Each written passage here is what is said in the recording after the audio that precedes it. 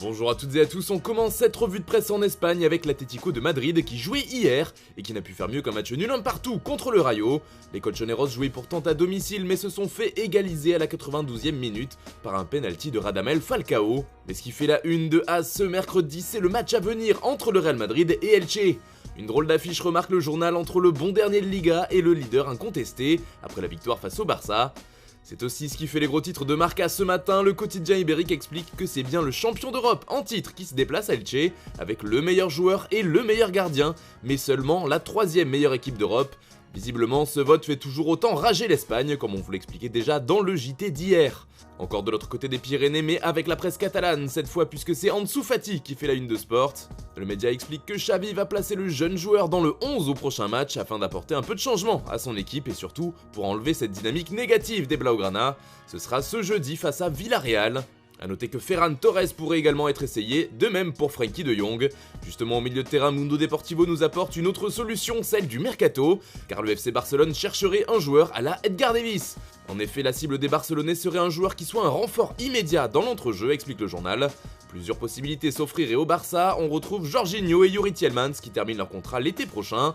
Ruben Neves a également été proposé au club catalan. Allez, on passe à l'Angleterre maintenant avec Crystal Palace qui l'a emporté 2-1 contre Wolverhampton, alors que Brighton et Nottingham Forest se sont quittés sur un match nul 0-0.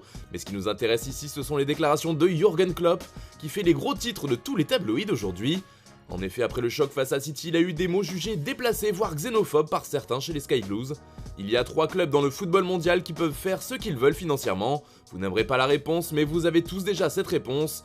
Peu importe ce que cela coûte, vous le faites, c'est légal et tout, d'accord, mais ils peuvent faire ce qu'ils veulent. Ce n'est pas du tout un problème pour moi, c'est comme ça, avait déclaré Klopp. Comme le rapporte le Daily Mirror ce mercredi, mais aussi The Sun ou le Daily Mail, le coach de Liverpool est revenu sur ces incidents aujourd'hui.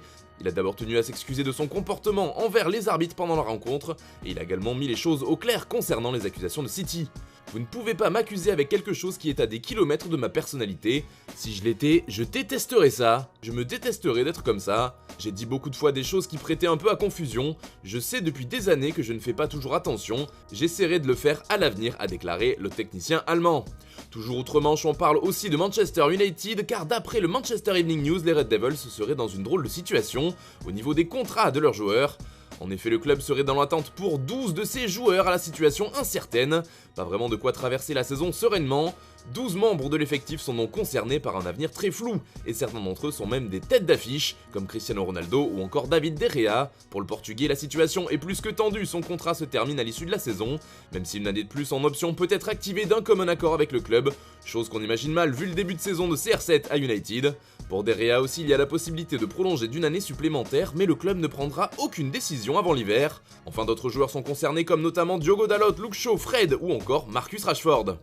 Direction l'Italie maintenant avec Paul Pogba qui fait les gros titres de la presse transalpine, et ce sont des bonnes nouvelles pour le français puisqu'il est de retour à l'entraînement de la Juventus. Pour l'instant, il ne fait qu'une partie des sessions collectives et continue aussi les entraînements spécifiques, mais cela reste une très bonne nouvelle comme le rapporte Tuttosport. Pogba, objectif Benfica, résume le quotidien. Un but assez fou puisque le match se jouera la semaine prochaine seulement, le 25 octobre exactement. Le journal ajoute tout de même que jouer à Lisbonne serait un rêve, mais le plus probable c'est qu'il revienne pour Paris le 2 novembre. Paul Pogba et son grand retour font également les gros titres du Corriere dello Sport. La surprise, c'est Pogba, titre le média, qui nous livre au passage une autre date de retour. Bon, ça reste très proche puisque selon le Corriere, l'objectif sera de jouer le match de championnat du samedi 29 octobre pour la pioche. Ce sera face à Lecce, ça voudrait donc dire un retour d'ici 10 jours.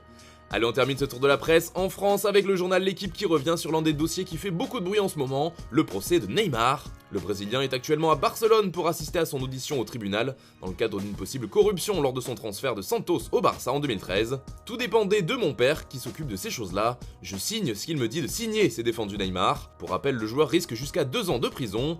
On parle aussi de Neymar au Brésil aujourd'hui, mais pour une autre raison, rappelez-vous, la star du PSG avait fait jaser en affichant son soutien au président sortant Bolsonaro, représentant de l'extrême droite. Et bien l'adversaire de ce dernier aux présidentielles brésiliennes, Lula, a eu des déclarations fortes au sujet du Ney.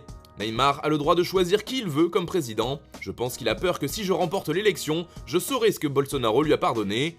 Il est évident que Bolsonaro a passé un accord avec le père. Maintenant, il a des problèmes fiscaux en Espagne.